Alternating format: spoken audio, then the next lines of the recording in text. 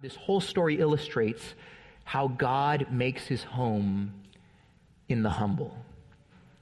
God makes his home in the humble. He may be the world's richest academic. He's a computer science professor over at Stanford University. His name is David Cheriton. You might have heard of him before.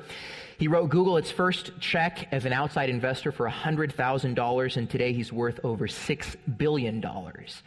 And 7 years ago, Forbes magazine interviewed him, but it wasn't his success or the many degrees that he had that wowed Forbes magazine. It was the way that he chose to live despite all of his riches. He stayed in the Palo Alto home he had lived in for the last 30 years. He drove a 1986 Volkswagen, and he still cut his own hair.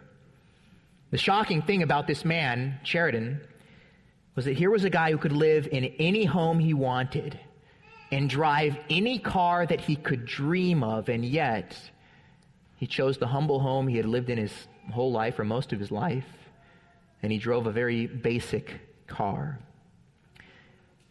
One of the beautiful things about God in the story of the incarnation is that although God is the God of heaven and earth, he delights in making his home in the humble.